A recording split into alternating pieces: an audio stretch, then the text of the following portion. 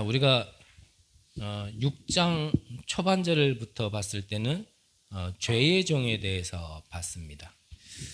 자, 오늘 성경에도 나와 있지만, 자, 우리가 죄의 종, 아담 한 사람의 죄로 말미암아 모든 사람에게 죄가 들어와서 죄인이 되었다라는 걸 우리가 5장에서 봤고요.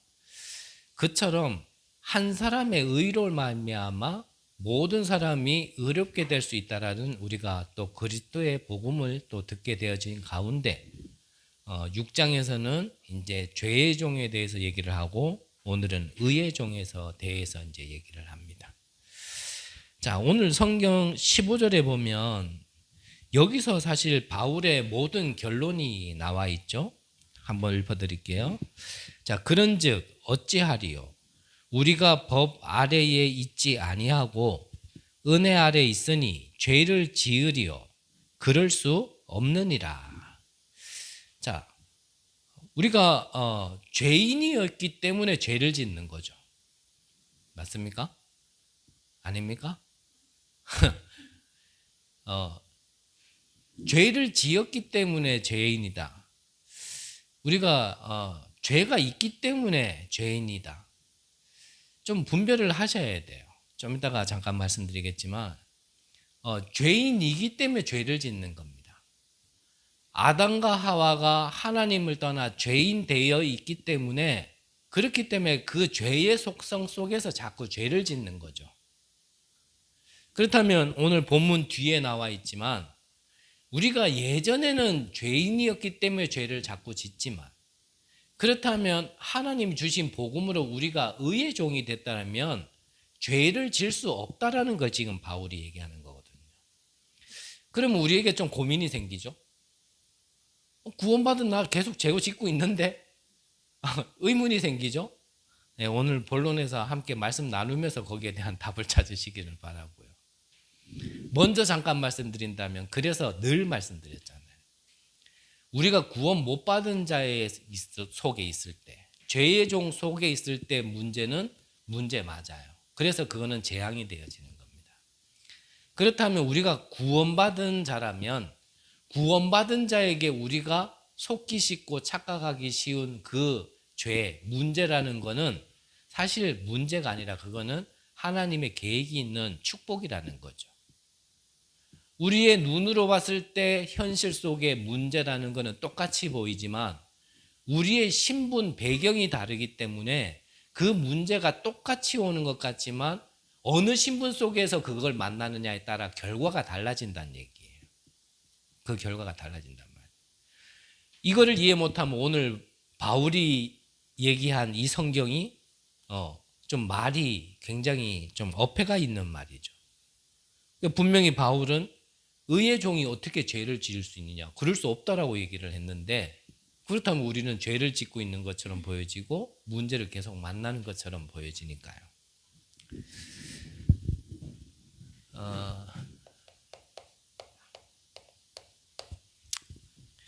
일단 저를 조금 이해해 주셔야 됩니다. 저는 신학자가 아니고요.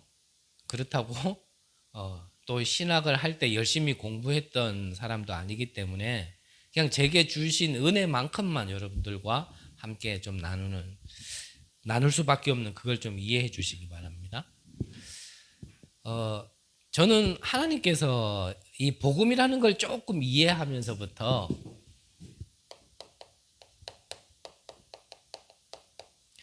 기준이 생기니까 이 분별하는 게 조금 생겼어요. 분별의 눈이.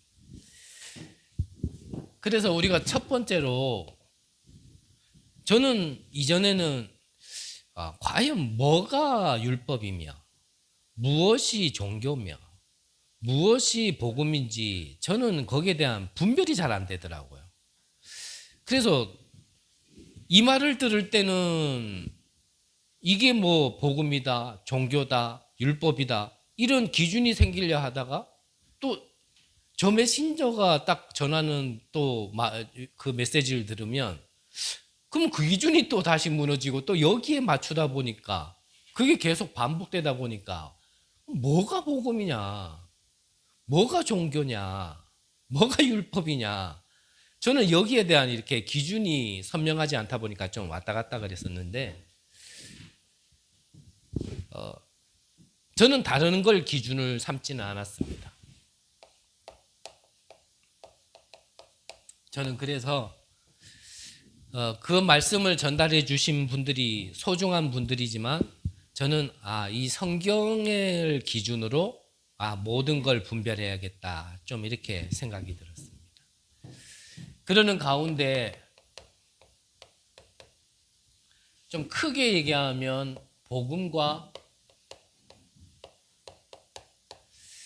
이 종교가 저는 조금 이렇게 분별이 되었어요.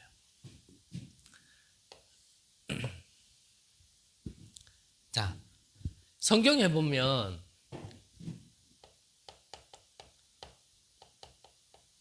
복음이라면 생명이 살아나게 돼 있죠. 근데 종교는 자꾸 하면 할수록 사망에 이르게 됩니다. 그래서 요한복음 5장 24절에 보면 진짜 복음을 받았다라면 사망에서 생명으로 옮겼느니라 그랬죠. 우리가 복음을 알게 되어진 것은 은혜로 알게 되어진 거죠. 근데 종교에서는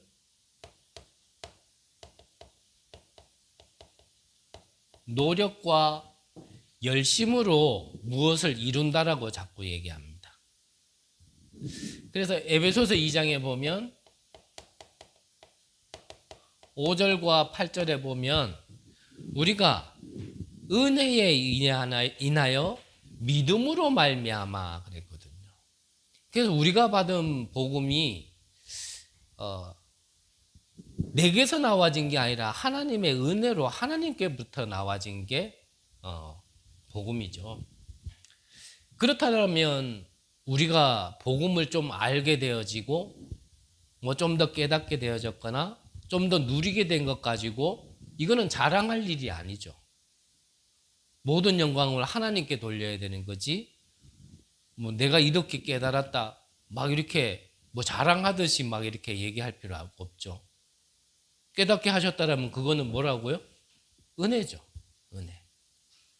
근데 이걸 은혜로 깨닫지 않으면 자꾸 나도 모르게 내 자랑이 나와져요.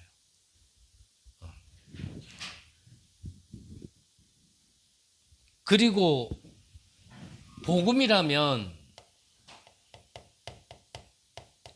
모든 것에서 해방이죠. 근데 종교를 하면요, 어딘가에 자꾸 묶여요. 제한되어져요. 그래서 해방과 방종은 다릅니다. 해방과 방종은 달라요, 분명히. 방종은 오히려 이 구속의 반대 것, 여기에 실어서 막 이렇게 막 내 맘대로 하려는 게 그게 방종이고, 해방과 분명히 그래서 이 방종은 좀 구별을 하셔야 되는데, 일단 복음이라면 모든 것에서 자유입니다. 해방이에요. 하지만 종교는 하면 할수록 자꾸 구속되어져요. 어딘가에 자꾸 묶이게 되고 제한되게 되어 있죠. 로마서 8장 2절에 보니까 그리스도 안에 있는 생명의 성령의 법이 죄와 사망의 법에서 너희를 해방하였습니다 그랬습니다. 자, 그렇다면 우리가 복음 속으로 자꾸 들어가면 내가 자꾸 하나님 주신 걸 누리게 되어지는데, 종교는 자꾸 하면 할수록 자꾸 눌리죠.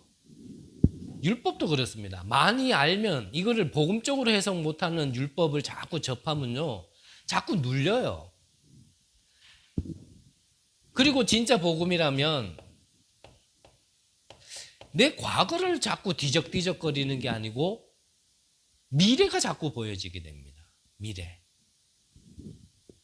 근데 방금 말씀드린 것처럼 종교를 자꾸 하게 되면 내 과거를 뒤적뒤적거리게 하게 돼 있어요. 그런 결과로 복음 속에 내가 계속 있다라면 힘이 자꾸 나는데요. 이 종교를 하면 할수록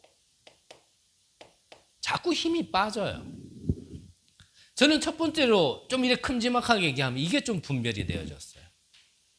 그래서 저는 뭐 오늘, 지금 뭐 보이는 현상감만 가지고는 얘기하고 싶지는 않지만 좀 이런 구별된 걸로 어떤 것을 뭐 좀 예를 든다면 사람을 본다면 이분이 어느 쪽에 더 영향을 받고 있는가 이제 이런 게 조금 분별이 되어지더라고요. 그러면 제가 판단을 하는 건 아닙니다. 분별이 되어지니까 제가 도울 수 있는 게 있다라면 한마디라도 도와드릴 게 이 안에서 있더라고요. 이 안에서. 그러면 저와 여러분들도 한번 점검해 보실 필요가 있어요. 정말 나는 이 복음의 영향을 받고 있는지 아니면 이 종교 율법의 영향을 받고 있는지. 그리고 저와 같은 위치에 있는 저라면 저는 복음을 얘기하고 있는지 아니면은 복음을 가장한 종교와 율법을 자꾸 얘기하고 있는지 저는 이 분별된 걸로 자꾸 이제 저를 점검을 하죠. 저는 이거 분별 뒤에 또 하나 분별되어지는 게 우리가 말은 다 신앙생활 한다 합니다. 우리가 종교생활 한다 그러시는 분은 없잖아요. 다 신앙생활 한다 그랬잖아요. 제가 많은 것을 경험하고 많은 것을 봤다라고 얘기하기에는 부족하지만 신앙생활을 한다고 하지만 저는 인앙생활 하는 사람들이 더 많다라고 보여졌어요. 인앙생활. 자, 그러면 이거는 어떻게 구분이 좀 되어졌냐면 자, 신앙생활 하시는 분들은 모든 것을 하는 중심이 하나님 앞에서 합니다. 근데 인앙생활은 말 그대로 모든 걸 사람 앞에서 해요. 신앙생활을 한다면 이 하나님 앞에서 하나님의 계획을 자꾸 찾아가지만 인앙생활 하는 사람들은 자꾸 계산을 하죠. 두들겨 본단 말이에요. 뭐가 더 나은지, 뭐가 유익될는지.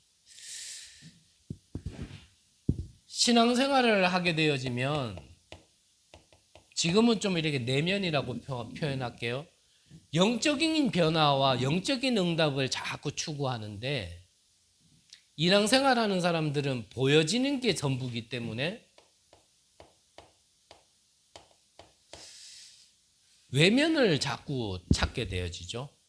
그래서 내가 보여지는 게 이렇게 바뀌었다 이런 것들이 자꾸 중심이 가게 되어지는 겁니다. 그래서 앞서 말씀드린 것처럼 저는 신학자 아니기 때문에 신학적으로 자꾸 덤벼들면 저는 할 말 없어요. 그냥 입 다물고 있어야 되고 저는 성경도 뭐 많이 아는 사람은 아니기 때문에 또 막 성경 가지고 얘기하면 좀 곤란한 면이 있겠지만 어쨌든 저는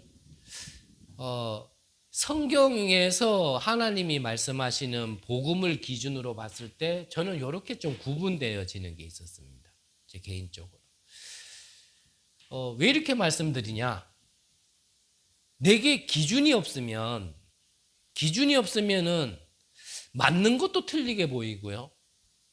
틀린 것도 맞게 보여집니다. 저는 그래서 한 번씩 말씀드리잖아요. 저는 우리 다락방 단체 한 시대에 하나님께서 복음을 회복하기 위하여 선택하신 이 단체와 또 이 단체를 이끌어가기 위해서 세우신 유 목사님을 예전에는 그냥 뭔가 사람으로서 저는 좀 따라갔다라는 표현이 맞는 것 같아요. 그러니까 유 목사님이 하시는 거는 무조건 다 맞고 유 목사님은 뭔가 좀 대단해 보이고 저는 그렇게 보였을 때가 있었어요. 근데 언제부터냐, 뭐 몇 년, 몇 월, 며칠부터냐 묻는다면 그거는 모르겠는데요. 언제부턴가 그냥 이렇게 목사님이 전달하시는 말씀 속에서 저는 뭐가 자꾸 기준이 생겼냐면 이게 기준이 생겼어요.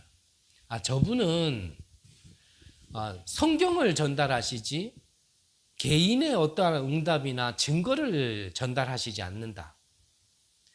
그러면 전혀 얘기 안 하시냐? 하시긴 하죠. 근데 거의 안 해요. 거의 안 해요. 앞전에도 얼마 전에도 한번 말씀드린 것 같은데 뭐 개인적으로 한 40년을 목회하시고 지금까지 이렇게 오시면서 사실 증거로 따진다면 얼마나 많겠어요.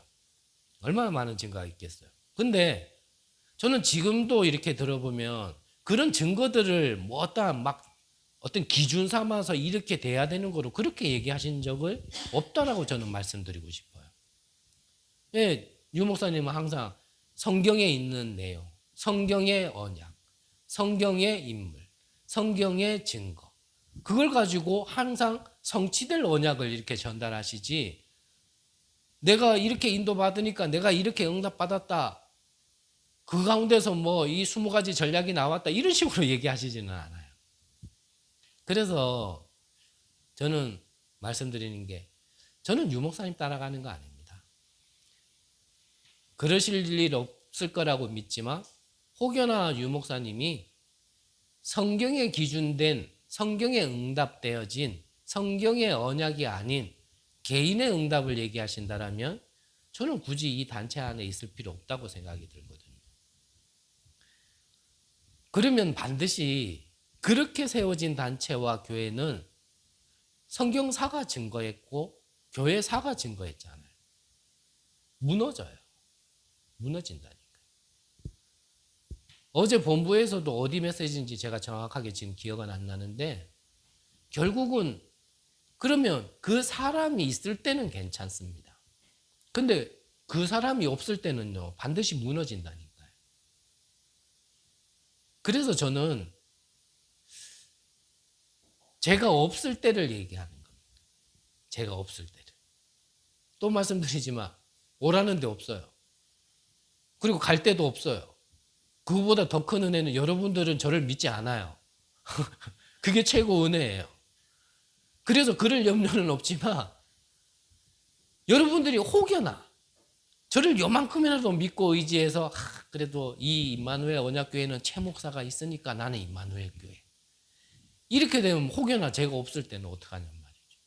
하나님의 주권 속에 저보다 더 풍성함과 많은 것을 전달할 수 있는 그런 메신저가 여기 선다라면 그때는 여러분들 시험 들 거 아닙니까?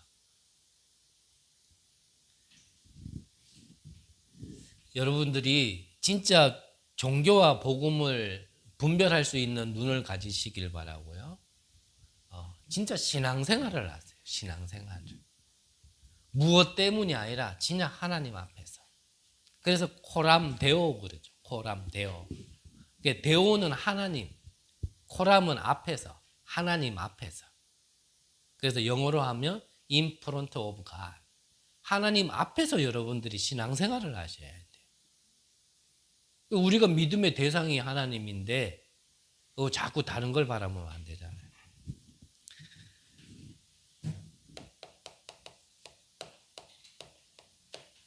자, 그럼 본론적으로 저는 앞선 이 두 개가 좀 이렇게 크게 얘기하면 이 두 개가 분별이 되어지고 나서 같은 얘기 아니고요. 저는 이 과거 문제가 좀 끝났습니다. 좀 다른 말로 하면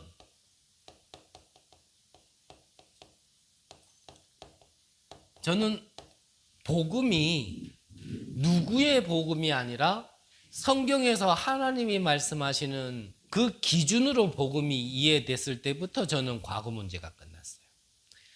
자, 성경에서 얘기하는 이 영적 문제라는 것은 무엇을 얘기하고 있습니까?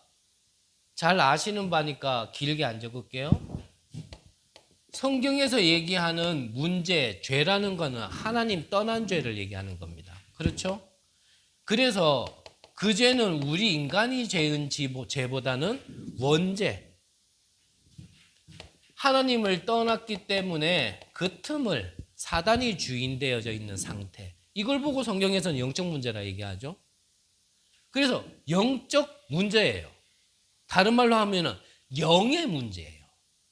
정신의 문제가 아니라 육신의 문제가 아니라 영의 문제란 말이에요. 알아들으셔야 됩니다. 그래서 이 영적 문제의 해결자로 하나님의 방법이 뭐라고요? 그리스도. 그렇죠. 방금 여러분들이 고백하신 대로 이 영적 문제에 대한 해결책으로 하나님이 그리스도를 보내주셨습니다.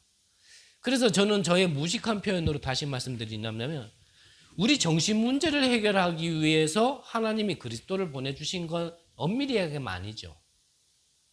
그러면 예수는 그리스도로 안 오셔도 됩니다. 예수는 심리학자로 오거나 예수는 아니면 정신과 의사로 오거나 그러면 정신 문제 해결 받을 수 있잖아요. 근데 예수는 그리스도, 모든 문제 해결자. 그래서 하나님 떠난 문제를 해결하기 위하여 그리스도가 기름 부음 받은 자인데 하나님 떠난 문제를 해결하는 선지자, 죄의 문제를 해결할 제사장, 마귀의 일, 사단의 일을 끝내기 위하여 오신 참왕. 이분을 보고 우리는 그리스도라 그러잖아요. 기름 부음 받은 자. 그러면 이분을 통하여 우리 과거 문제가 끝났다. 에베소서 2장 1절에 보면 허물과 죄로 죽었던 너희를 살리셨도다 그랬는데 그러면 우리 과거 문제가 끝났다라는 거는 우리에게 뭔가 이 그리스도를 믿을 때 바뀌어진 게 있는 거죠. 뭐가 바뀌어졌습니까? 그렇죠. 신분이 바뀐 겁니다. 자, 신분에 대해서 대충 넘어가면 안 돼요. 신분이 뭡니까? 저는 복음을 처음 듣는 현장이나 좀 새가족 현장 가면 이 표현을 자주 말씀드려요. 왜냐하면 우리가 하나님을 떠나가 영이 죽고 육신이 되었기 때문에 육신의 걸 얘기하면 잘 알아듣더라고요. 영의 걸 얘기하면 잘 못 알아듣는데. 그래서 저는 이 표현을 자주 써요. 그 복음 전하는 현장에 가서 내가 이 집에 와서 오늘 안 만났다 치고요. 오늘 내가 이 집에 와가지고 내가 매일 찾아와가지고 밥을 달라 그러면 주시겠냐? 그리고 사람이 인정이 있으니까 뭐 한 번은 주겠죠. 근데 내일 가가지고 또 밥 달라 그러고 모레 가서 또 밥 달라 그러고 그 다음날 가서 또 밥 달라 그러면은 어떻게 되겠어요? 당연히 안 주죠. 주지를 않죠. 미쳤습니까? 신고 안 하면 다행이지. 쫓겨나지 않으면 다행이지. 그 이유가 뭡니까? 나는 이 집의 자녀가 아니기 때문에. 그런데 내 자식이 매일 이 집에 와가 밥 먹고 매일 이 집에 와가지고 하는 것도 없이 잠자고 매일 빨랫값만 내놓고 매일 문제만 일으켜도 이 집에 오면 받아주겠냐 안 받아주겠냐? 받아준다고 그래요. 그거 왜입니까? 자녀니까. 그래서 얘기하는 우리가 바뀐 신분, 하나님 자녀 됐다는 게 얼마나 큰 축복인지 우리가 하나님 앞에 뭘 잘해서가 아니에요. 우리가 뭔가 받을 짓을 했기 때문에 하나님이 챙겨주시는 게 아니에요. 아무것도 한 거 없는데 왜요? 하나님 자녀가 됐기 때문에 하나님이 축복하시는 것.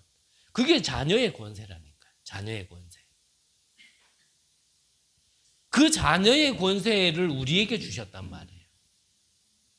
영접하는 자, 곧 그 이름을 믿는 자에게는 하나님의 자녀가 되는 권세를 주셨으니 이 신분이 바뀌니까 따라와지는 게 권세란 말이에요. 이걸 보고 우리 보의 배경이라 얘기하는 겁니다. 자, 이래 얘기하니까 또 초창기 메시지 같습니까? 이게 초창기 메시지로 들리면 진짜 어려워요. 우리가 그리스도를 통하여 구원받았다라는 거에 모든 것입니다. 여기에서 모든 것이 시작돼야 되는데 사실 여기에서 시작된 게 아니란 말이에요. 이거는 그래 그거는 아는 거지라고 생각을 해요. 제가 안 적어도 여러분들 사실 알고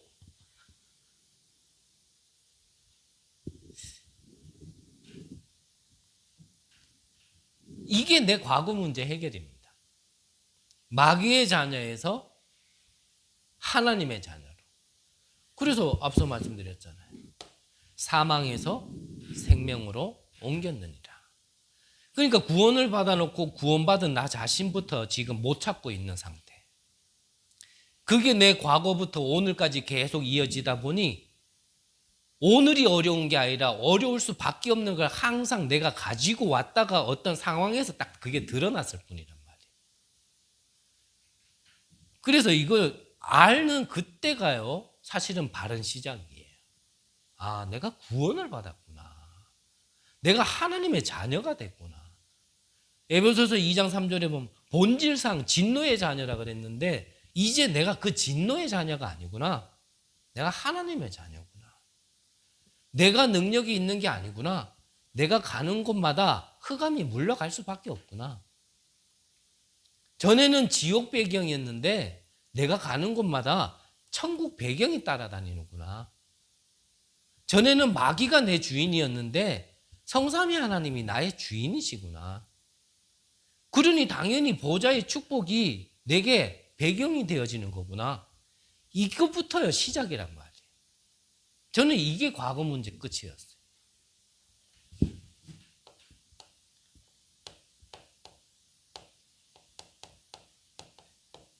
이 끝난 복음으로 오늘을 사는 겁니다. 그럼 이걸 다 조금 다른 말로 하면 올바르게 복음을 이해했다라면 이제 그 복음을 내게 적용하는 거예요. 요한복음 9장 1절에서 3절에 보니까 여러 번 말씀드렸지만 예수님께 눈먼 자를 데리고 왔습니다. 그때 사람들이 물었어요. 이 사람이 눈먼 것이 누구의 죄입니까? 조상의 죄입니까? 자기의 죄입니까? 물었어요. 그때 예수님이 이 3절에 보니까 뭐라고 대답했습니까? 조상의 죄도 아니고 자기의 죄도 아니다. 하나님의 일을 나타내시고자 합니다. 자, 그럼 우리한테 적용합시다. 자, 우리는 이미 죄의 법에서 해방받았습니다. 사망에서 생명으로 옮겼습니다. 그렇다면 그런 나에게 이런 문제를 어떤 눈으로 봐야 되겠냐? 라고 예수님께 물으면 예수님이 우리에게 답하는 겁니다. 누구의 죄도 아니다. 조상의 죄도 아니고 네 자신의 죄도 아니고 뭐라고요? 하나님의 일을 나타내시고자 하는 계획이 있는 거란 말이에요. 자, 여러분들의 문제를 그럼 어떤 눈으로 봐야 됩니까? 하나님의 일을 나타내려고 주신 거지 문제 해결이 안 된 게 아니란 말이에요. 근데 이걸 내가 문제로 보니까 문제 되는 거예요. 이 말이 이해됩니까? 문제 아닌 걸 내가 문제로 삼아서 문제 속에 빠지는 거예요. 하나님은 문제 아니라 하는데 내가 문제를 만들어가지고 창조의 능력으로 내가 문제를 만들어가지고 문제 삼고 있는 거예요.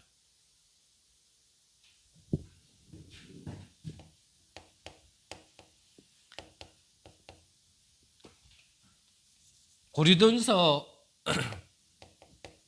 12장에 보면 바울에게 사단의 가시가 있었습니다. 그래서 이거 해결해 보려고 깊게 기도하다가 몸 안에 있는지 몸 밖에 있는지 모를 만큼 세 번째 하늘에 올라갈 만큼 바울이 완전 집중했어요. 자, 이 집중은 집중이 아니죠, 사실. 이런 상태를 보고 뭐라 그래요? 네, 이건 집착이에요. 막 내 영적 문제 해결해 보려고 막 하나님에게 데려붙는 거예요. 근데 하나님이 그런 상황을 통해서 바울에게 뭐라고 말씀하셨어요? 내 은혜가 내게 족하다. 무슨 말이에요? 충분하다. 하나님이 보실 때 바울에게 모든 것은 바울이 볼 때 이거는 해결받아야 되고 이거는 없어져야 되고지 하나님이 보실 때는 그게 충분하고 완전한 거예요. 그 바울에게 첫 번째 주신 게 응답이 아니라 그래서 저는 해답을 주셨다라고 표현을 합니다.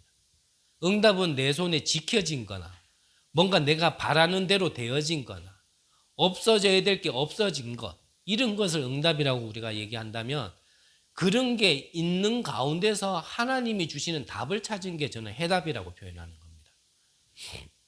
그게 바울이 이 해답을 찾았는 거예요. 어떻게 해요? 내 약함이 그리스도의 능력이 머물게 하기 위함이다. 그래서 내가 약할 때 곧 강함이라. 내가 그래서 약함을 자랑하노라. 이게 바울이 하나님 앞에 기도하면서 찾아낸 해답이에요. 해답. 자, 그러면 또 우리에게 적용할까요? 보통 나는 부족한 게 많다 생각해. 영적 문제도 많다 생각해. 근데 하나님은 우리에게 뭐라고 말씀하세요? 내 연약함이 하나님의 능력이, 그리스도의 능력이 머물게 하기 위한 하나님의 계획이다라고 말씀하시는 거예요. 사실 우리가 가만히 돌아보면 맞죠.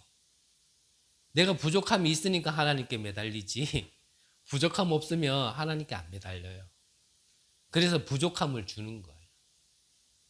근데 그것 때문에 내가 약할 때 강함이 되어지는 겁니다. 절대 불가능인 내가 절대 가능의 축복을 받는 게 바로 그 나는 부족하다라고 생각하는 거고 문제라고 생각하는 그거란 말이에요. 그걸. 그래서 역발상. 내 생각보다 하나님 생각으로 바꿔서 생각해야 되는데 이게 참 이게 안 바뀌죠. 안 바뀐단 말이에요.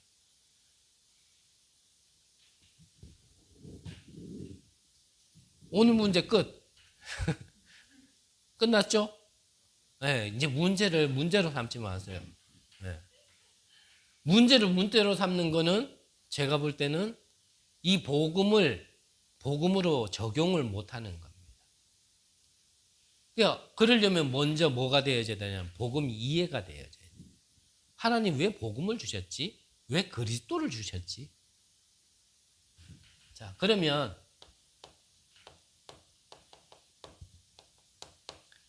의의 종이 된 자는 과거 문제도 오늘 문제도 미래 문제까지도 해결받는 거죠. 자, 복음을 바르게 이해하고 복음을 바르게 적용했다라면, 복음을 복음대로 적용했다라면, 그러면 복음의 열매가 나타나게 돼 있겠죠. 내가 뭘 심어놨느냐에 따라서 열매가 나타나는 거 아닙니까? 그걸 보고 뭐라 얘기합니까? 재창조라 얘기하는 거예요. 재창조. 그래서 오늘 성경에 너희가 자, 몇 절입니까?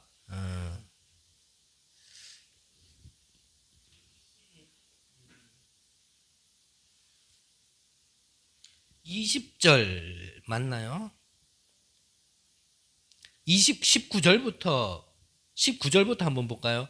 너희 육신이 연약함으로 내가 사람의 예대로 말하노니 전에 너희가 너희 지체를 부정과 불법에 내주어 불법에 이른 것 같이 이제는 너희 지체를 의에게 종으로 내주어 거룩함에 이르라.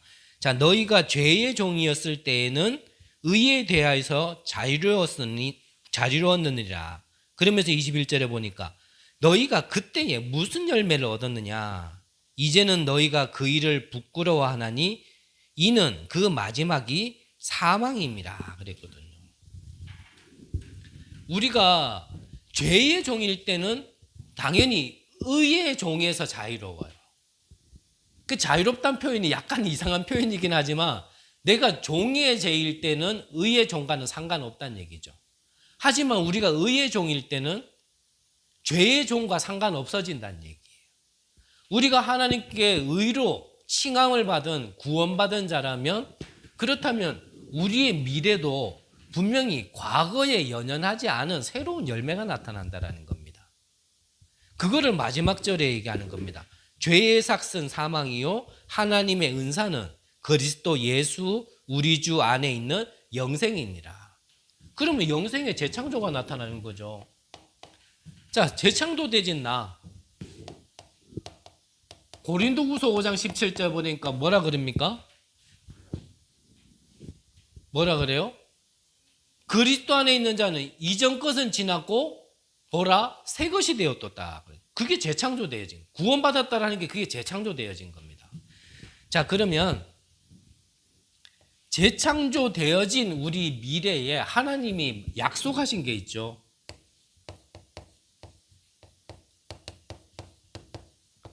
마태복음 28장에 하늘과 땅의 모든 권세를 너에게 주었으니 그랬습니다.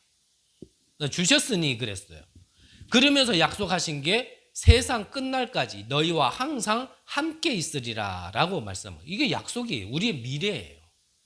우리의 미래.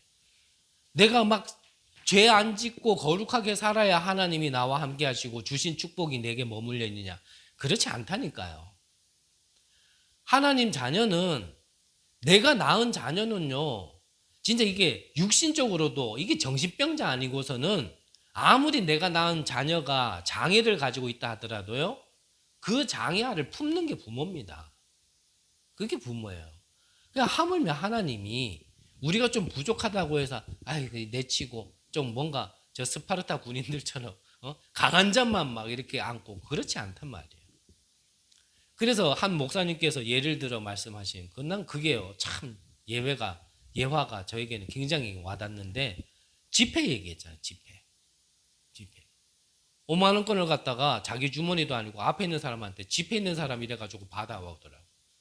그러면서 그 지폐를 처음에 이렇게 구겨요. 그러더니 이거 얼마입니까? 5만 원요. 5만 원 그대로예요. 구겨줘도. 그걸 이제 좀 이래 찢어요. 그러더니 다시 묻는 겁니다. 이거 얼마입니까? 역시 5만 원. 거기다가 침을 이래 뱉어요. 이거 얼마입니까? 역시 5만 원. 이제는 땅에 놓고 발로 이래 막 비비더라고. 그걸 주워가지고 다시 이거 얼마입니까? 역시 5만 원. 아무리 구겨지고 찢어지고 침 뱉고 짓밟혀도 그 5만 원이라는 본질은 바뀌지 않는 겁니다. 우리가 하나님의 자녀로 한 번 구원을 받았다라면 우리가 좀 찢어지고 구겨지고 밟히고 침 뱉고 무시당하고 약해도 뭐라고요? 하나님의 축복받은 자녀. 그걸 설명하시고 5만 원짜리를 자기 주머니에 넣으시더라고요. 하나님께서 약속하신 겁니다. 자, 내가 내 영적 상태를 유지해야지만 이 축복이 옵니까? 그렇지 않습니다. 이건 하나님의 약속이에요. 어찌 보면 영적 상태라는 것은 하나님이 약속하신 걸 내가 그대로 사실을 얼만큼 믿느냐가 사실은 영적 상태죠. 내가 안 믿는다고 그러면 하나님의 일을 안 하시는 건 아니란 말이에요. 그럼 약속을 한 걸 갖다가 깨지는 않는단 말이죠. 너희들이 내 말 안 들었으니까 니한테 약속한 거 취소? 하나님은 그렇게 하시지 않아요. 그래서 언제든지 다시 언약을 붙잡으면 되는 거예요. 붙잡고 하나님이 약속하신 걸 지금도 어떻게 성취하고 계시는가? 사실 그걸 보는 게 기도란 말이죠.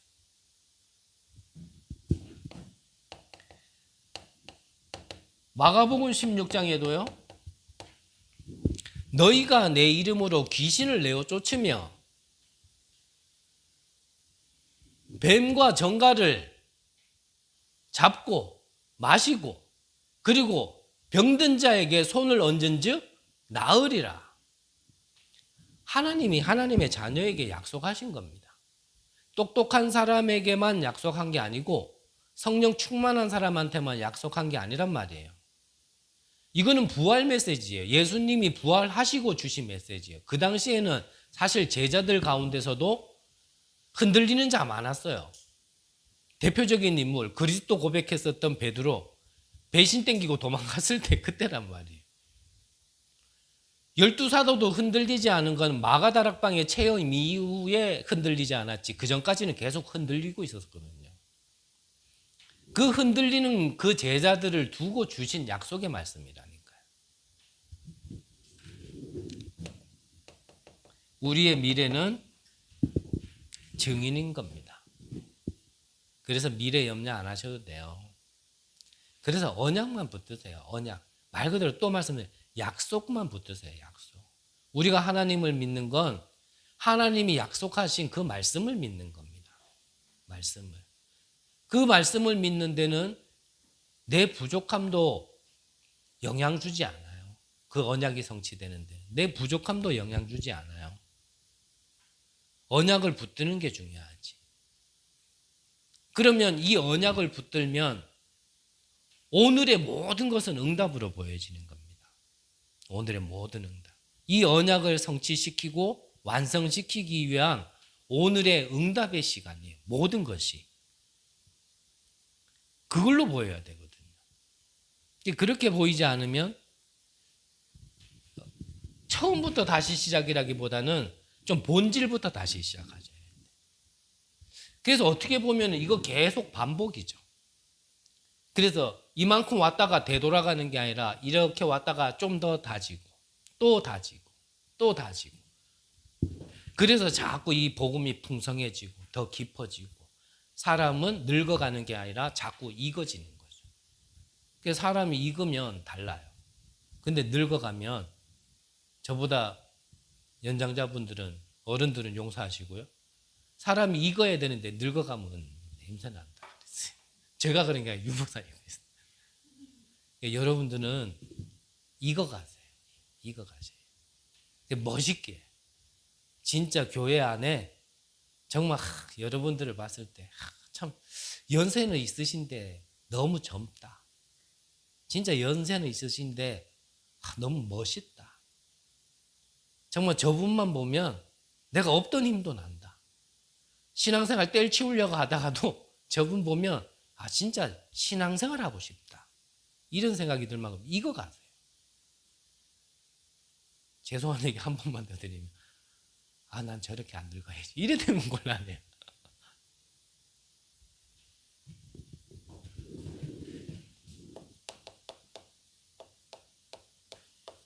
결론적으로 저는 신앙생활의 마지막은 뭐냐면, 저는 신앙생활이 이거라고 봅니다. 무슨 내용인지 아시죠?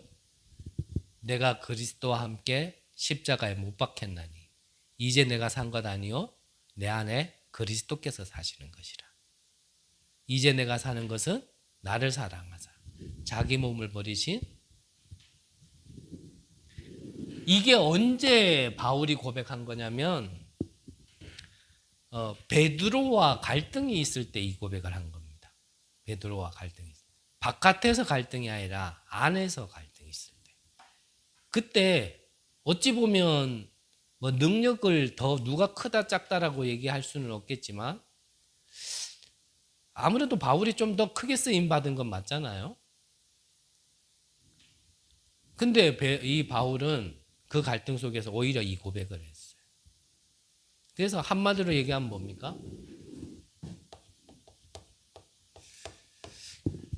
주인을 바꾸시는 겁니다. 주인을. 그래서 예전에 제가 한 지역에서 방학 때 아르바이트를 하러 온 학생이 한 명 있었어요.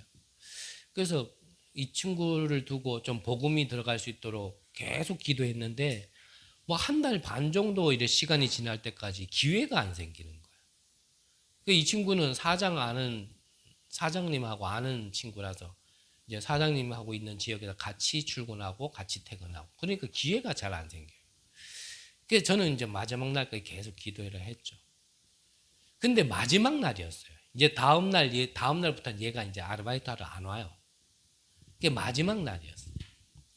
마지막 날이었는데 그날따라 너무나 바빠가지고 이 친구가 사장님하고 같이 퇴근을 할 수 없는 상황 속에 이제 사장님이 저보고 저 버스 정류장까지만 좀 태워주시면 안 되겠냐 그러더라고. 그래서 저는 기도하는 게 있으니까 그게 하나님이 마지막에 이거 기회를 주시는구나, 시간표를 주시는구나 하면서 이제 그 친구를 태워서 한 30분 정도 가야 되는 거리를 일부러 태워준다 그랬어요. 태워가지고 가면서 얘기했죠. 이제 이 친구는 교회를 다니는 친구인데 이 그리스도가 누군지, 이 그리스도를 믿으면 어떻게 되는지, 우리는 왜 이 그리스도를 믿어야 되는지에 대해서 이제 쭉쭉쭉쭉 얘기하는데 이 친구가 갑자기 그래요. 자기 스스로 얘기해요. 나는 이 그리스도를 만나지 못한 것 같아요. 찬양팀에서 이 친구가 드럼 치고 있는데 자기는 드럼 칠 때는 하나님을 만난 것 같은데 그 외의 시간에는 하나님을 못 만난 것 같다 그러는 거야. 그래서 뭐 간단하게 얘기했죠. 그래, 안 만났어? 그럼 만나면 돼. 그럼 어떻게 만나요? 그러더라고. 예수님을 영접하면 돼. 그리고 영접할래? 그랬더니 이 친구가 영접하겠다라는 거야. 그래서 길 가다가 도로 옆에 세워놓고 운전하다가 눈 감고 기도하면 사고 나니까 도로 옆에 세워놓고 이 친구에게 복음을 전했는데 이 친구가 영접을 하고 집에 가가지고 이 친구가 오늘 아저씨인 줄 알았는데 전도사님이 복음을 전해줘가지고 내가 영접했다. 이걸 자기 엄마 집사한테 얘기하는 거예요. 그 엄마 집사한테 얘기하니까 그 전도사님이 누구냐? 나도 한번 만나보자. 이래 된 거예요. 그 친구가 그 다음에 나를 한번 우연히 만났을 때 우리 엄마한테 얘기했더니 우리 엄마가 전도사님 한번 만나고 싶답니다. 그러면 엄마한테 가가지고 먼저 이거부터 물어봐라. 그랬어요. 복음편지 7강에 보면은 이거 아시죠? 그림 3개. 이거 가지고 한번 물어봐라 그랬어요. 너 엄마가 이거 3개 중에 어디에 있는 것 같냐? 이 친구 가서 물었어요. 뭐라 그랬겠어요? 이거는 그래도 좀 아닌 것 같고 이거는 진짜 아닌 것 같고 한 이쯤에 있는 것 같다. 이렇게 답. 아 그래? 그러면 엄마 만나자. 이래가지고 그 엄마한테요. 또 이 그리스도의 복음을 주는 얘기야. 우리가 참 신앙생활 한다면서 신앙생활 안 한다니까요. 신앙생활 안 해요. 주인이 안 바뀌어 있는데 어떻게 신앙생활 합니까? 그건. 그래서 그 엄마가 복음 듣고 우리가 구원을 받았다라면 그렇다면 우리 안에 주인으로 오신 분을 주인으로 모셔야 돼요. 주인으로. 영접할 때는 내 영혼에 내 생각과 마음에 주인으로 오셔서 이렇게 해놓고 자꾸 뒷방석에 앉혀놓으니까 그러니까 내가 신앙생활하는 게 힘들거든. 우리는 죄의 종이 아닙니다. 의의 종입니다. 그렇다면 구원받은 자에게 나머지 하나는 이것만 바꾸면 돼요. 이것만. 그래서 자꾸 맡기라니까요. 이 맡김의 비밀이 참 재밌고 참 행복해요. 내가 짓고 있을 때는 안 돼요. 뭐든지 내가 잡고 있을 때는 안 되게 돼 있어요. 그래서 하나님께 맡기는 겁니다. 자꾸. 맡기니까 한 개척한 지 2년 만에 맡기니까 요즘 좀 숨을 쉴 것 같아요. 제가 이렇게 참 부족함 속에 개척을 하다 보니 참 처음부터 저도 그게 잘 안 됐던 것 같아요. 근데 지금은 자꾸 맡기는 중입니다. 여러분들 하나하나 자꾸 맡기니까요. 뭐가 이래 자꾸 이렇게 하나님이 하시니까 잘 되는 것 같아요. 여러분들도 맡기세요. 내 하나님께 진짜 맡기세요. 죽이든지 살리든지 하나님이 알아서 하시라고. 근데 맡겨보세요. 하나님이 안 죽입니다. 가장 좋은 걸로 응답하실 겁니다. 우리는 의의 종입니다. 내가 누군지 정확하게 아시고 정말 하나님의 자녀로서의 모든 축복 받아 누리시기를 간절히 기도합니다. 기도하겠습니다. 하나님 감사를 드립니다. 허물과 죄로 죽었던 우리를 살려주시니 감사를 드립니다. 하나님을 알지도 못한 그때부터 우리를 구원하시려고 구원의 계획을 세우시고 우리에게 허락하심을 감사를 드립니다. 구원받은 우리에게 하나님이 약속하신 성삼위 하나님이 함께함과 보좌의 축복이 이제는 사실적으로 체험되어지고 누려지는 큰 은혜를 허락하여 주옵소서. 우리가 있는 모든 현장 속에 이 놀라운 비밀이 전달되어질 수 있도록 파수망대의 응답을 허락하여 주옵소서. 살아계신 예수 그리스도 이름으로 기도드립니다. 아멘.